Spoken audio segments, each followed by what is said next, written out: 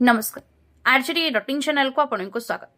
चलित केन्द्र बजेट आदिवासी अंचल उपेक्षित एमपी सप्तगिरी रविवार उपस्थापन होइथिबा केन्द्रीय बजेट ओडिशार आदिवासी उपेक्षा करा जायछि बोली कहछन्ति सांसद सप्तगिरी उल्लाका।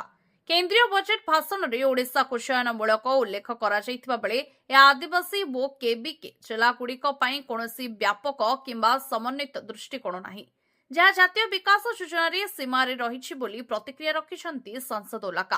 केन्द्र सरकार 2026-27 आर्थिक वर्ष पर मोट 53.5 लाख कोटी टंका खर्च प्रस्ताव देइछन्ति, जहाद्वारा वर्षर संशोधित आकलन 49.6 लाख कोटी टंका तुलन में अधिक।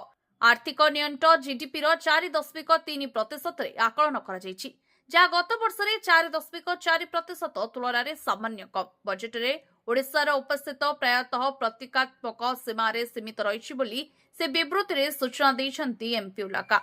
बजेट में स्थानीय नियुक्ति सृष्टि, विस्थापितंकर सुरक्षा किंबा एही कॉरिडोर सहित जातीय आदिवासी संप्रदाय पई लाभ बंटन व्यवस्था संपर्क में कौनसी स्पष्ट रूपरेखा दिया जाय नहीं।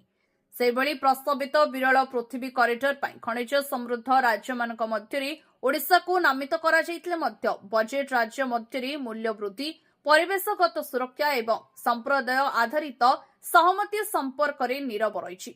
जातीय परिवेश पर्यटन पदक्षेप अधीन आर्क उपत्यकार पर्वत ट्रेकिंग पथ विकास घोषणा कर किंतु आदिवासी अध्युषित अविभक्त कोरापुट जिले में अवस्थित ओडिशार सर्वोच्च शिखर देवमाली को संपूर्ण भाव में अणदेखा कर देवमाली केवल एक भौगोलिक लैंडमार्क रुहे। यह ओडिशार आदिवासी परिचय, परिवेश, पर्यटन संभावना एवं स्थानीय जीवन एक केन्द्र बिंदु। देवमाली को देखादेखी कले आर्क को प्राधान्य देवा दुर्बल आंचलिक योजना और ओडिशार आदिवासी प्राणभूमि प्रति गभीर संवेदनशील अभाव को प्रतिबिंबित कले बोली प्रकाश करिसेंति सांसद। कोरापुट, रायगड़ा, मालकानगिरी एवं कंधमाल भली आभ्यंतरीण जिलागुड़िक बजेट विकास वर्णन प्राय अदृश्य रही सप्तगिरी उल्लाका तीव्र प्रतिक्रिया प्रकाश करिसेंति।